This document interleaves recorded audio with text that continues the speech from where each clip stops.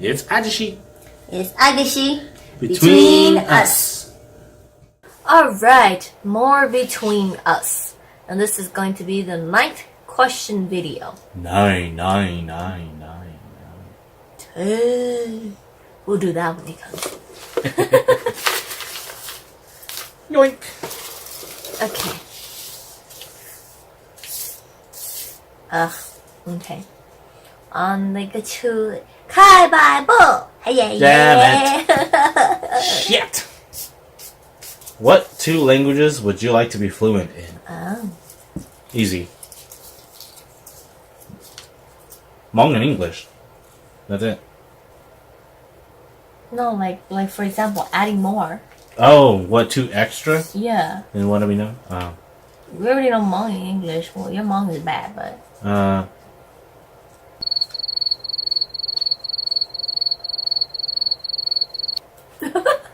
Hmong. Yeah, Ahjuxue is really...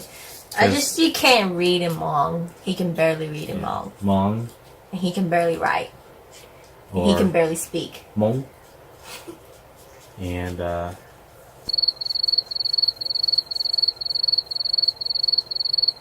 Japanese. I grew up with Japanese anime. Of course.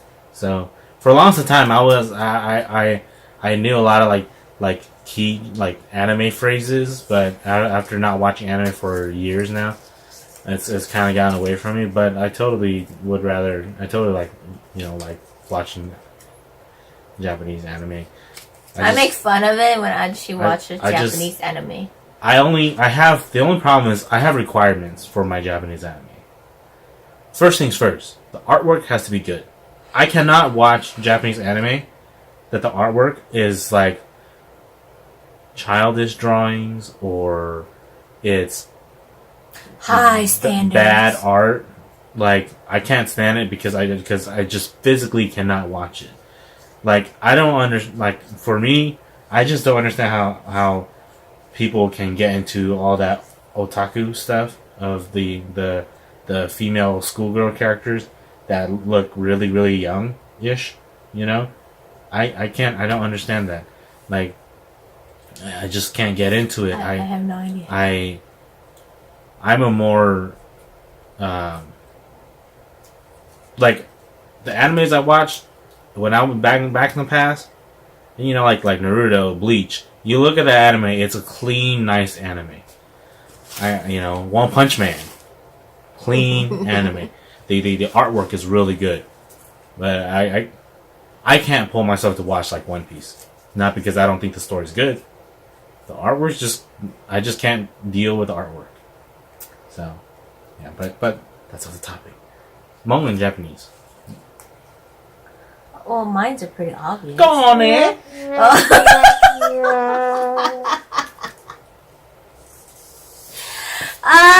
나는 yes, mine's are pretty obvious. I do know a little bit. I know Hmong in English already, so I don't have to worry about that. And as you guys know, my English, I just have horrible pronunciations, but I think obviously I would want to be fluent in Korean.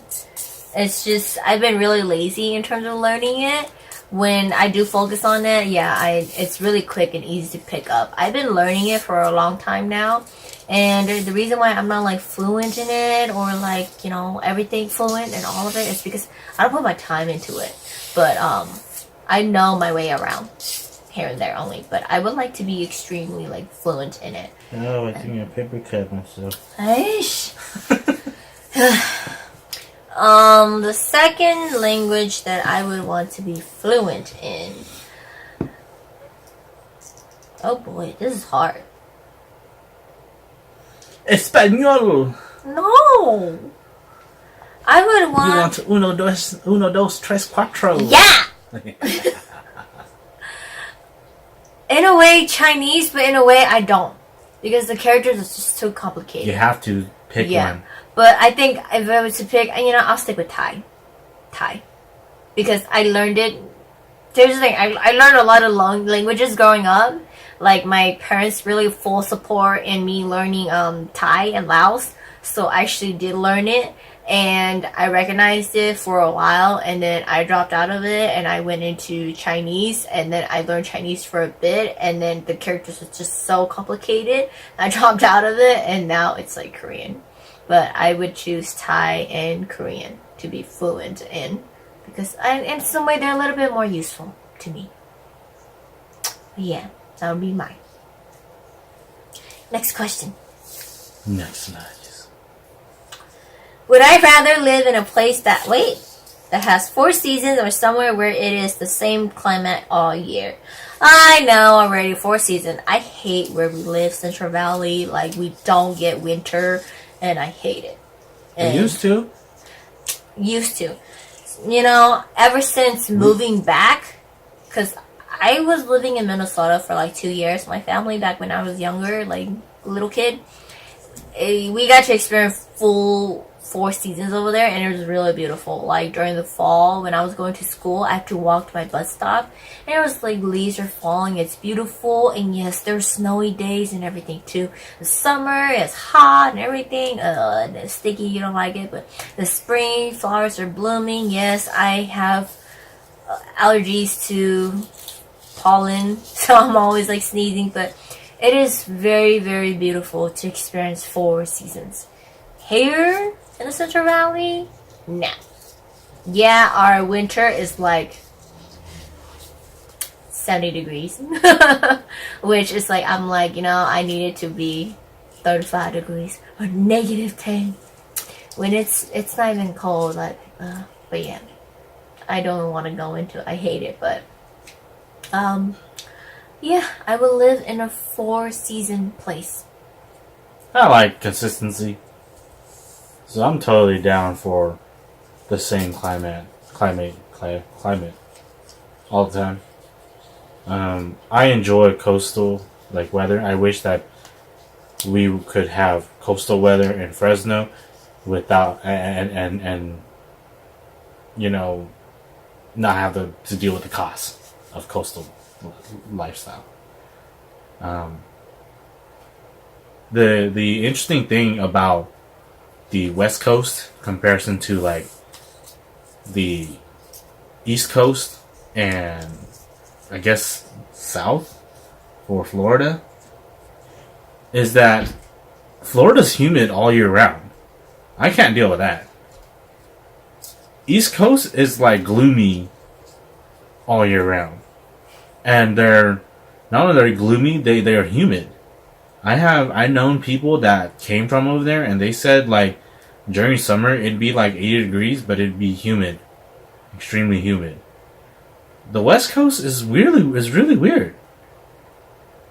It's like it'll be like 80, but it's not like humid. And I can understand why. Why is it that Los Angeles, San Diego, San Francisco, Oakland, you know, San Jose, why it's such a huge market there in those places, especially Los Angeles? It's because the weather is just not. The weather is good looking weather. Now the air quality is different. It's a different story, but the weather is always like sunshine. It's like kind of like when we went to LA that one time. It was like gloomy and cloudy in the morning, and just like what Javier said, by around 10 o'clock, boom, it cleared up, sunshine, and that's really, and I could totally deal with that all year round. Plus, I'd rather have consistent weather so you never get sick. I can't deal with Fresno. I hate how Fresno's weather is like this. 90, 70, 100, 80. That's why I'm always sick. Well, that's why everybody in Fresno's always sick. We're never unsick. But yeah, So, no. yeah. I want a 4th season. I like the 4th season. Yeah. There's a Chinese restaurant called that. Yeah, there's a Chinese restaurant called 4th Season. Dim sum, yum yum yum. Anyways, but yeah, I just would like the consistent weather because the dude, it's a winter. He's sleeping. I like consistency. It's winter and he's sleeping in like shorts and tank top. And I'm in like PJs. All year. Sweats. All year long. He wears Yeah. that. He doesn't change. Like, in the summer, I change to like a t-shirt and a short. Winter, it's like a t-shirt and a sweatpants, or, you know, like that. Long sleeve. Not for Ahjuxue. Yeah, he still has the fan on and everything, and sometimes you're like, you're so cold, and he's like, it's hot, and yeah, and it's like my bed, he's always like, why do you have like 10 pounds of blanket? You only need one. I'm like, no, it's hella cold, man. She has like a 10-pound blanket. It's not 10 pounds. It's so heavy. It's heavy because there's like 3 stacked on top of each other. It equals 10 pounds. It's yes. heavy because she's like weight training like Goku to fight the evil villains that come in this world. So she could take off her blanket, throw it on the ground, and it goes. I just like being warm and cozy. And not able to move.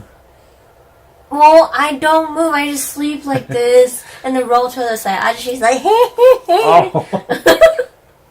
I sleep with a knitted blanket all year round. I knit that blanket. And that you knit, and it is the best blanket. It's like, it don't matter. You keep your heat, and it just. I'm like, dude, this is like the greatest blanket. How dare anyone? No one can convince me that it's not the greatest blanket. I hate it because it's nice for like winter, spring. No, it's nice for everything.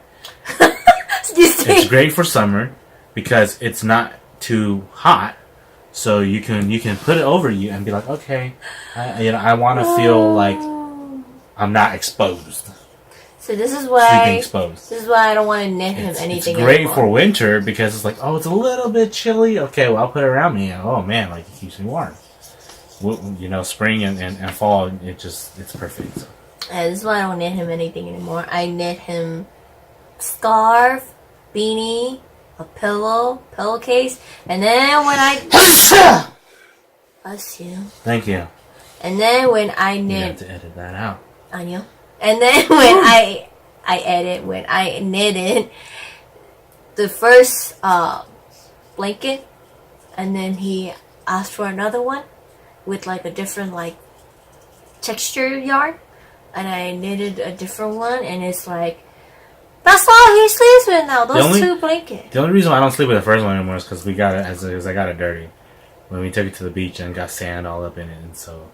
It just made it where I feel like it was a little dirty to sleep with. That one was a little bit more different. It's like a baby texture one. So. But this one's awesome. And it's weird, though. It's hard to sleep on the pillowcase one.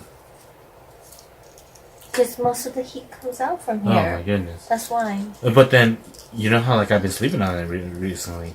I don't wrap it around the pillow. So I just put it on top. And I'm able to sleep on it. For whatever reason.